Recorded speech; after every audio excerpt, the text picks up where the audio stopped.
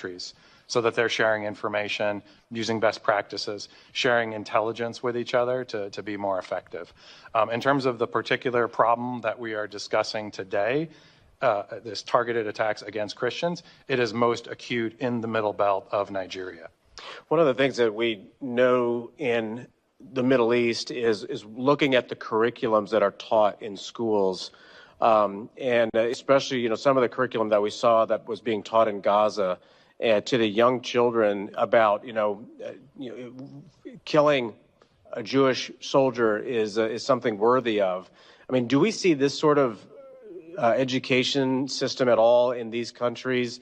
Because what are the young people learning? Are they learning to be pursuing peace and prosperity? Or are they also being taught anywhere in these schools some sort of jihadist activity is worthy of accomplishing? I refer to my colleague from DRL as well, since they publish reports on this that cover some of these issues. Sure. So you'll see in our human rights reports where we call out human rights violations across countries around the world. In terms of Nigeria's curriculum in particular, I don't have that information right in front of me, but we're happy to report back to you on the committee. Sure. No, that's fine. I appreciate you both, and thank you again, Mr. Chairman, for having this hearing. Thank you for your questions and comments. We are joined by the former chairman of the Africa Subcommittee, who is now over at the Energy and Commerce Committee, James, and I want to thank him. February of 2024, he had a very important hearing on Nigeria and other advocacy throughout that time. So the floor is yours. Mr. Chairman, thank you so much for your personal invitation, for your leadership, and for your friendship. I'm honored to be back. Psalms 96:14 asks, "Who will rise up for me against the wicked?" Crises in the world. As the former chairman of the House Foreign Affairs Committee on Africa, I have visited and have seen firsthand the direness of the conditions in what is now the deadliest place on earth to be a Christian.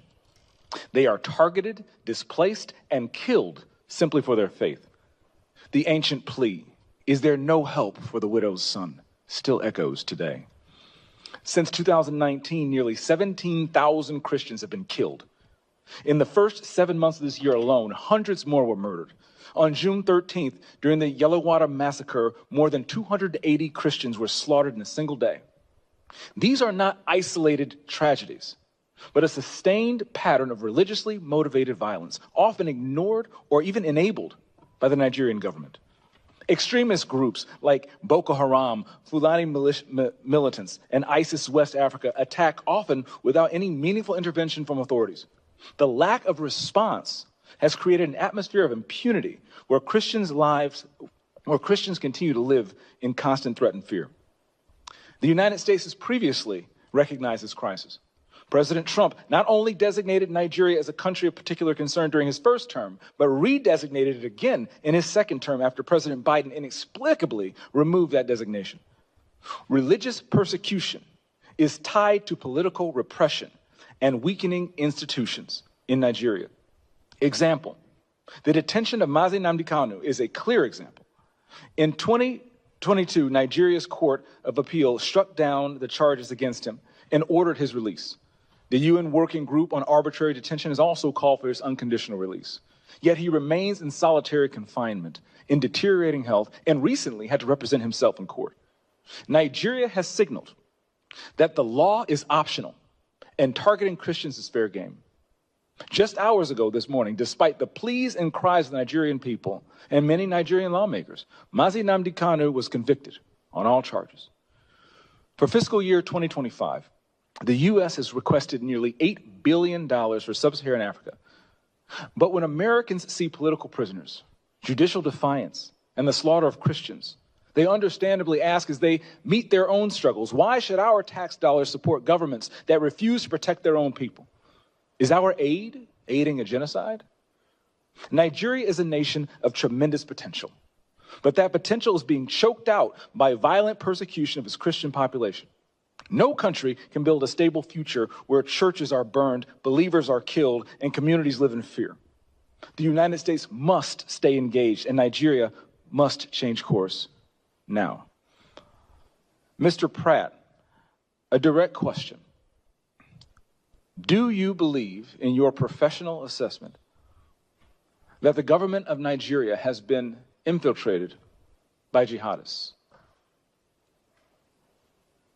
I do not believe that the government of Nigeria has been infiltrated by jihadists. Okay, because when you look at the selective enforcement of the rule of law, one might question if there are any favoritism or looking the other way when groups are being specifically targeted, despite the fact, as my colleague Mr. Moore mentioned, not enforcing the rule of law with regard to weapons.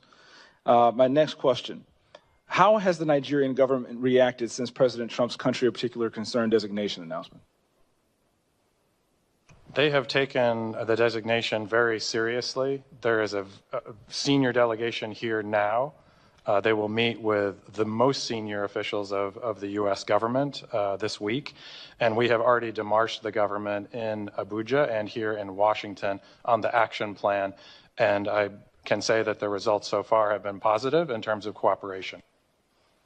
The Nigerian government needs to do more to address this issue themselves, but what measures are being taken to assist Nigeria to increase its focus on persecution, particularly in the Middle Belt? Yeah, so thank you for your question, Congressman James. As you mentioned, the Middle Belt is a particular concern. That's where Christians, you mentioned Yelawada, where 250 or 280 Christians were killed, massacred. They were targeted because they were Christians. Churches have been burned there. There have been internally displaced people there. And so we're reviewing all options at the State Department, including Chairman Smith, you mentioned in our bureau, we have global Magnitsky Act sanctions. We have other tools at our disposal as well to make sure that Nigeria, the Nigerian government gets the message that we are serious about the persecution of Christians and other communities as well, but particularly Christians right now who are suffering disproportionately in the Middle Belt. Thank you for your answer, Mr. Chairman. Thank you for having me again. God bless you, and good luck. I'm here for you. Thank you so very much, Chairman James, and thank you again for your great service. I'd like to, between the ranking member and I, we're both going to ask one more question and then go to our next panel. I would like to yield mine to my good friend, Mr. Hozenga, who asked a very serious question about the IDPs in Benue, and if there's any answer that you wanted to give and the tyranny of the clock precluded that, please feel free to do so.